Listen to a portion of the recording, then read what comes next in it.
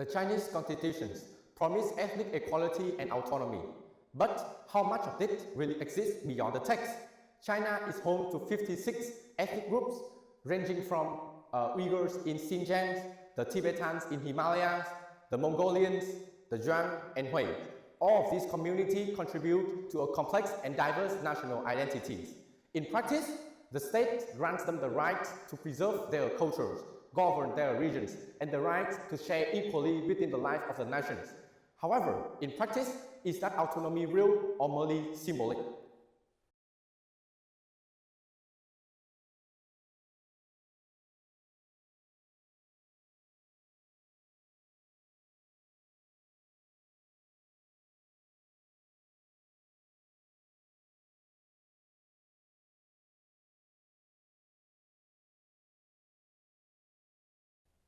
The Chinese constitutions guarantee that all the ethnic groups in the People's Republic of China are equal. It also promised the regional autonomy in the areas where the ethnic minority live in the concentrated community. Beyond these foundations, the today China ethnic policy is framed into four key principles: equality, autonomy, development, and unity, as articulated by the Zhang Zhewang ambassador. But how this ideal play out in the reality? First, to promote the equality, China recognized 56 official ethnic groups, and all are promised to given the equal political representations and opportunity regardless of the population size. And the minority ethnic languages has appeared on the remedy banknotes, and every ethnic groups are given the chance to have at least one presentations in the National Pupil of Congress. In fact, the minority representations have exceeded their population share, reaching the 14.8% in the 2023, even though they only make up of the 8.4% of the populations. And the ethnic minority also have the preferential policy, including the relaxing family planning rules, the easier access to education and employment, and also the greater representations in the government and the Communist Party. By 1998, 2.7 million of cadres of the ethnic minority was appointed, making up of the 6.9% of the national cadre force.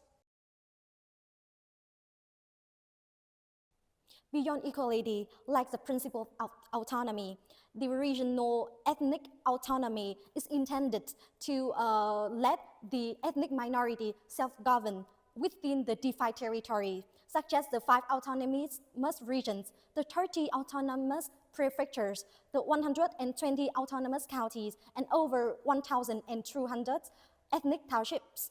And in practice, the head of government in this region is come from the local ethnic groups. However, the true powers lies in the Communist Party secretary, which is always the Han Chinese. And legally, this region can pass the autonomous regulations, which adapt the national law to the local custom. However, these new in the regulations must be approved by the higher authorities, and in many cases, the approval are denied or delayed, which questions us how really the autonomous these regions. Another pillar of the policy is development, bringing economic progress to the minority areas. China's goals of common prosperity has led to lots of notable investment, such as Western Development Plan and Flourishing Borders and Prosperous People initiatives. Here I note down some of the key achievements. With the Uyghur ethnic minorities, their population has grown from 2 million to 12 million, and the life expectancy increased from 30 to 74.7 years old. And also with the Tibetan groups, their population has grown from 1 million to over 3 million. And also the life expectancy has doubling to even over 72 years old. The road access to Tibet has expanded to 95%, and also with the increase in 80% of the villages. In the year of 2009, there are a total of 6 billion yuan has been spent in order to invest to the highways. And also with the GDP growth annually, The GDP growth annually regarding the ethnic minority groups often outweigh around like 1.5% to 2.5% of the national average. However, despite this progress, the income inequality has grown. And also, with the cost of the economic progress, this often comes with the massive control and also the surveillance from the government. Bringing diverse cultures under one national identities. China is home to 28 written and 72 spoken languages, as well as 144,000 registered religious sites. The majority of the ethnic minorities are seen as integrated into mainstream Chinese societies. Mandarin is promoted as the pathway for socio-economic development. However, this integrated process has never been smooth at all. In groups like Tibetans or Uyghurs, challenges still appear due to the historical integration delay, the strong influence of the religious practice, and also with the influence internationally from the Dalai Lama and also with the Turkish nationalism. So, due to the framework, you can see the China ethnic legacy appear to inclusive and develop-oriented. But as we will explore next, like the lived experience of the ethnic minority, especially in the region like Xinjiang, paint a more complex picture.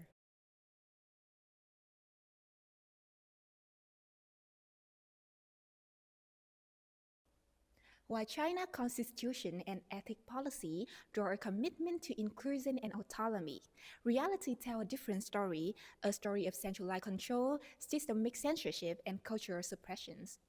And according to China Regional Ethnic Autonomy Law, leaders in autonomous region should be from local ethnic group. And while the titular heads are often Uyghur, Tibetan, or Mongol, actual power resides with the party secretary, who is almost Han Chinese. And in Xinjiang, every Communist Party secretary since 1949 has been Han, and we can also see the same patterns in Tibet. And this position actually hold more authority than governors in terms of budget, policing, and law enforcement. So that we can see the structure reinforces symbolic autonomy while preserving full central control.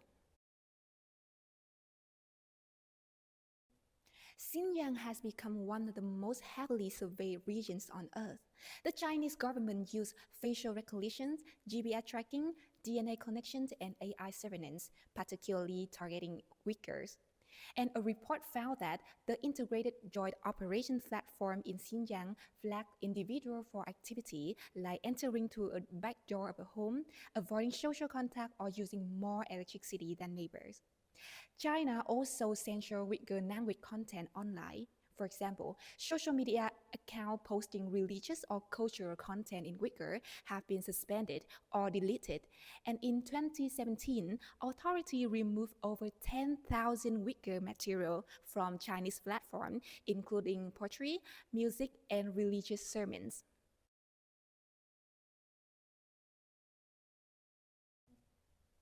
China's government has implemented extensive religious and cultural suppression policy targeting minority ethnic groups, particularly Muslims such as the Uyghurs in Xinjiang, as well as other ethnic and religious minorities across the country. This repression is part of a border state strategy known as sinicization, which seek to forcibly assimilate minority groups in Han Chinese culture and Communist Party ideology, to eliminate what the government labeled as foreign influences, especially regions like Islam, Catholicism, and Protestantism. The government argues that dissent or distinct ethnic assertions threaten national unity and development, framing this as a form of human rights protections centered on subsistence and development rights. The Australian Strategic Policy Institute identified more than 16,000 mosques that were damaged or destroyed in Xinjiang between 2017 and 2020, a loss of nearly 65% of religious sites in the region. Religious places are redesigned to incorporate approved architecture and propaganda, such as replacing religious imagery with image of President Xi Jinping in churches. Religious dress such as headscarf and long beard have been criminalized under extremism law. Even naming children Mohammed or Medina has been banned in some area. As we can see, despite the commitment to autonomy and preservation, the actual implementation reveals a pattern of systemic control, cultural homogenization, and enforced loyalty.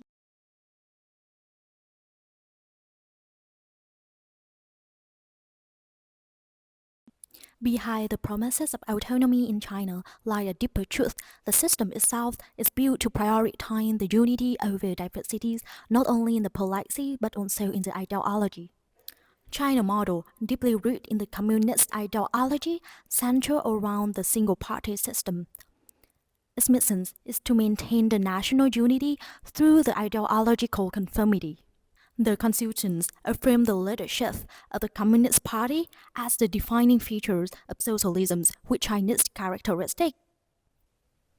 This means that even the ethnic identity serves as the singular and national narrative. Diversity is permitted, but is only under the strict guidance from the center. In Xinjiang, local laws are technically allowed to differ, but in practice, any minor difference from the national ideology, be it religious, linguistic, or political, labeled as the separatisms or extremisms. In this system, loyalty to Communist Party come before the cultural preservation. Now, construct that with some of the federal system like United States or India, where the subnational unit enjoy the constitution's protections for the cultural and political autonomy. India recognized 22 official languages and its state can adopt the regional language into the education and governance. In fact, Tamil Nadu run most of its institutions in Tamil, and Punjab maintain a strong Sikh identity within the broader Indian Union. In US, Native American tribes have the right to self-govern in areas like law enforcement and education. Some also may have their own court system, whereas the federalisms consider the cultural expressions as a form of strength. China's centralized model view the cultural assertions as a potential threat. The core difference of it is not only the structures, it is philosophy. Federalisms protect diversity and China's system regulate it. In the name of unity, China built a system where difference is permitted but only on its term. And autonomy remain more a matter of language than the lived reality. To understand the cost of policy, we must hear the voice behind the statistic, the lived experience. They have given an order. They try to impose too many their policies and forceful policies in Tibet and for the Tibetan entire community, even in the monastic institution. And now they try to control the minds of the Tibetan younger generation and the ongoing school student. Many people, they cannot speak freely inside the China. They have to raise their voice outside the China because the cost of speak inside is really high.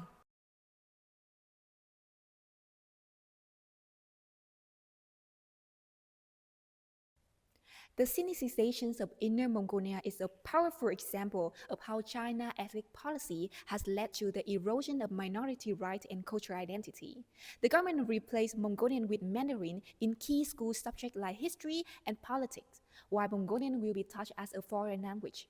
This decision sparked mass protests among Mongolian people. Thousands of students walked out of school in protest, while parents refused to send their children to class. Petitions quickly circulated, demanding the policy be reversed. But rather than engaging in negotiation or dialogue, the Chinese state responded with crackdowns. Protesters faced surveillance, house arrested, expulsion from school, job loss, and ideological campaign promoting ethnic fusion. And since 2023, the Chinese Communist Party has changed Inner Mongolian culture to Northern Frontier culture as a way to redefine the regions as a peripheral extension of Han Chinese civilization. Academic institutions and propaganda outlets have embraced this narrative, marginalizing Mongolian voices in the process. The use of language as a political tool to reshape identity exposes a fundamental mismanagement of Chinese government. Улт маань одоо голомт нь байгаа шүү дээ хэл соёлын. Бид нар ч бас устгуулсан шүү дээ. Ингээ хэл соёлын маань устгахлаар Монгол үндэстэн мөхнө гэдгийг монголчууд ойлгох хэрэгтэй. Монгол үндэстэн гэхлээр энэ том юм ярьж шүү дээ. Монгол улсын тухай биш. Даяар одоо энэ дэлхийгээ тарна суурсан одоо Монгол туурхтангууд бүгд одоо ингээд их хэл соёлоо алдвал бид нар хэмжиж болно. In recent years, China government has built a re-education camp for the Uyghur Muslim minority in the Xinjiang regions, where the religious practice are banned and the political indoctrination is enforced. In those camps, Uyghur detainees are forced to learn the Mandarin Chinese, memorize Communist Party slogans, and attend the daily thought reform sections, where they must denounce Islam and pledge loyalty to the Chinese state. Religious practices such as praying, fasting during the Ramadans, or even processing a Quran are strictly prohibited. Detainees report being punished for speaking their native language or refusing to sing the patriotic songs. In addition to mental coercions, many face some physical abuse, sleeping deprivations, overcrowding, and unsanitary living conditions. Former inmates have also described the case of forced labor, sexual abuse, and the use of the torture, making the camps not a central for the educations, but a tool of systematic cultural and psychological repressions. China government has strategically weaponized the religions in its re-education camps to control and assimilate the minority ethnic groups, particularly the Uyghurs. While the Chinese constitutions guarantee freedom of religions and equality for all the ethnic groups, the government actions contradict the promises.